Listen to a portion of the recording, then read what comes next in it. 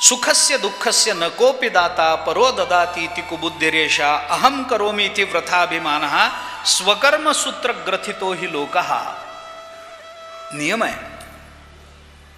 ते असं म्हणतात, सुखस्य दुःखस्य न कोपि दाता. आम्हाला सुख देणारा दुःख देणारा दुसरा दाता कोणीही नसतो.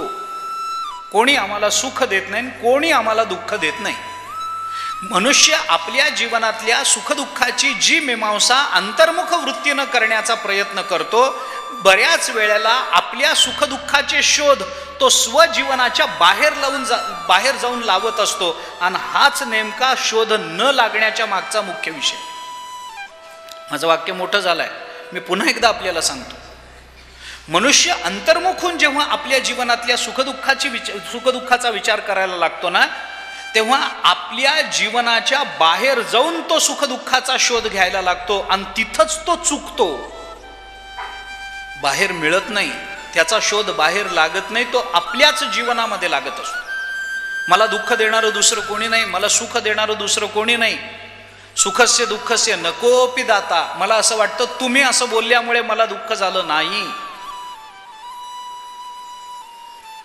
तुम्ही मारल्यामुळे मला दुःख झालं, तुम्ही असं वागल्यामुळे मला दुःख झालं, तुम्ही माझा सत्कार केला म्हणून मला सुख झालं, असं काही नसतं.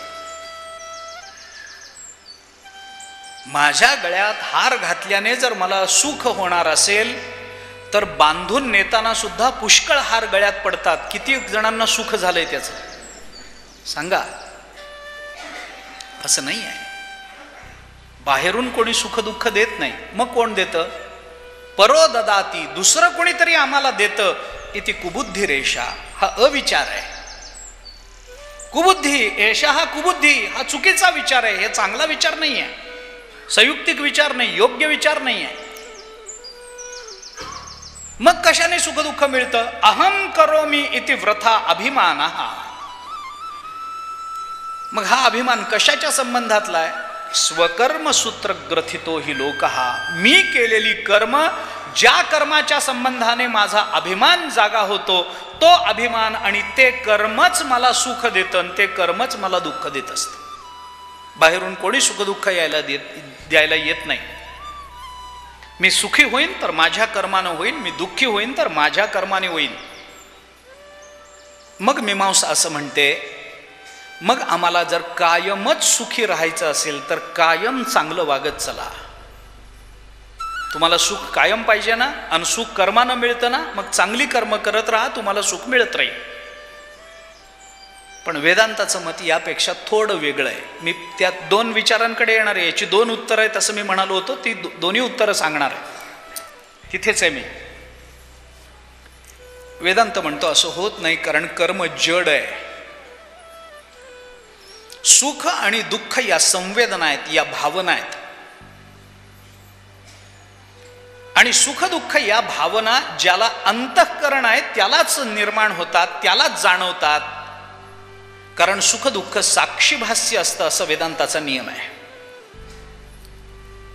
त्याची चर्चा करत नाही मी, जास्त वेदांतात जात नाही. अवघड करण्यात समता कशाला दुःख देऊ तुम्हाला. जास्त वेदांत बोलत नाही. ज्याला अंतःकरण आहे ना त्यालाच सुखदुःखाची भावना आहे ना. म्हणून मी म्हटलं दगडाला सुखदुःख आहे का? नाही. का नाही? अंतःकरणच नाही, मन नाही, बुद्धी नाही, चित्त नाही, अहंकार नाही. दगडाला अंतःकरण नाही म्हणून सुखदुःखाची जाणीव नाही त्याला. आम्हाला सुखदुःखाची जाणीव आहे. का आहे? कारण अंतःकरण आहे. आम्हाला संवेदना कळते, आम्हाला मन आहे.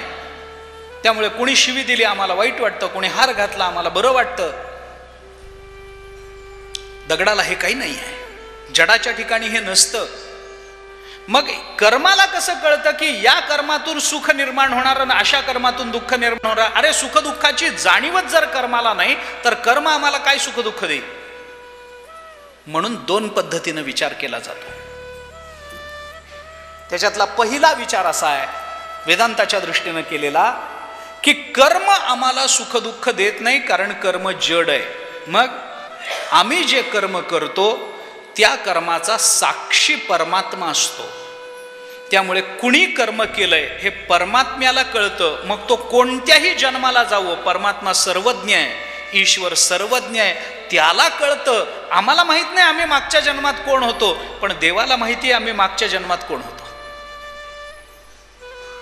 त्या परमात्म्याची, त्या ईश्वराची सर्वज्ञता.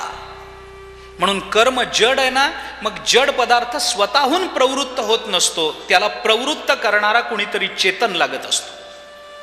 कुठलाही चेंडू स्वतःहून तुमच्यापर्यंत येत नाही, कुणीतरी लाथ मारावी तर आपल्यापर्यंत येणार आहे. तसं आम्ही जे कर्म करतो ते कर्म जर जड असेल तर त्या कर्माचं फल ते आमच्यापर्यंत येण्याकरता कर्माची उपयुक्तता नाही, मग त्या कर्माला जाणणारा, कर्त्याला जाणणारा आणि त्या कर्मातून प्राप्त होणाऱ्या कर्मफलाला जाणणारा ईश्वर हा आम्हाला त्या कर्माचा भोग घडवून देत असतो. याच्याकरता भागवतातलं भिक्षुगीत आपण पहा. एकादश स्कंधाच्या 23व्या अध्यायामध्ये भिक्षुगीत आलंय.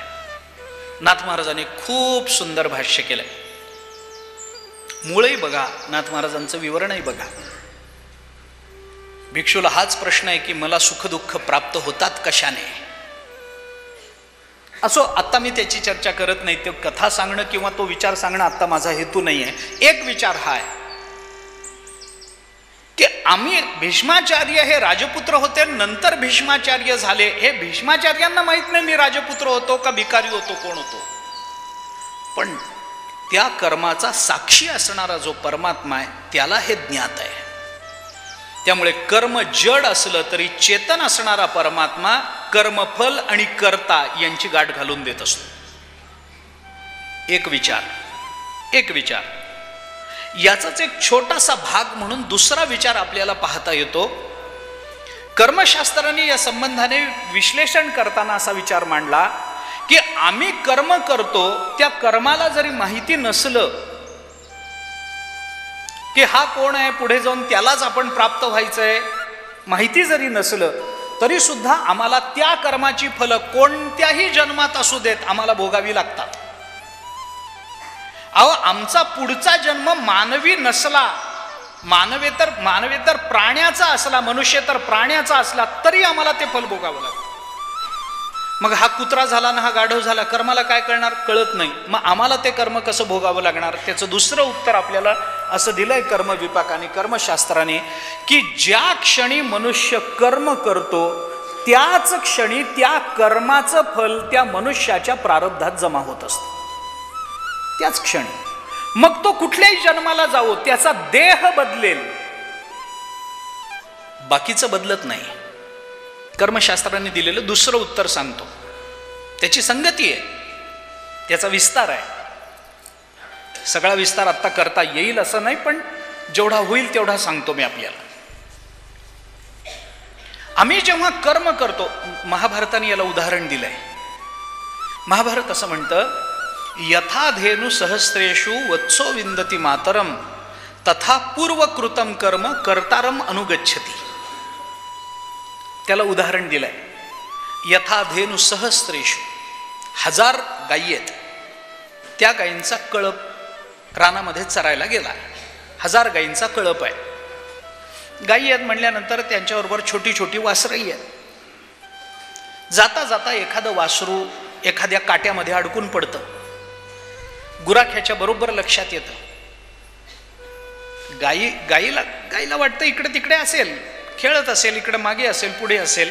गुराख्याच्या लक्षात येतं की अमक्या गायीचं वासरू दिसत नाही. तो मागे जातो, काट्यामध्ये अडकलेलं ते वासरू सोडवून आणतो. वासरूही घाबरलेलं असतं, लहानच असतं, ते घाबरलेलं असतं.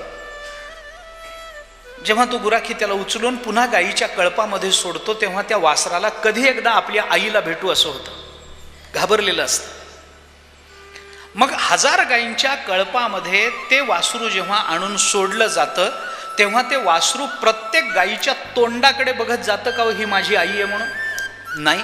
ते जसं बरोबर आपल्याच आईच्या स्तनाला जाऊन लागतं तसं आपण केलेलं कर्म बरोबर आपल्याच उरावर येऊन बसतं, इतरांची तोंड बघत नाही. म्हणून तुम्ही विचार करून बघा याच्यातली सूक्ष्मता, की जुळ्या मुलांमध्ये एखाद्या वेळेला आई फसेल पण कर्म फसत नाही. जुळ्या हा मुलगा हा आहे का तो आहे, हे एक वेळ आई फसेल, हा मोठा आहे का हा धाकटा आहे, आईला कळणार नाही, दिसायला सारखे आहेत, कपडे सारखे घातलेत, हा तोच आहे का हा तो आहे, आई फसेल एक वेळ, पण कर्म फसत नाही. याचं कर्म त्याला फल कधी देत नाही, जुळे असले तरी. काय नजर असेल, काय व्यवस्था असेल, विचार करा ना कर्माची, काय व्यवस्था आहे. जन्मदात्री आई फसू शकते मुलांच्या बाबतीमध्ये, पण कर्म फसत नाही. म्हणून ज्या क्षणी जीव कर्म करतो त्याच क्षणी त्या कर्माच्या फलभोगा करता तो परतंत्र झालेला असतो.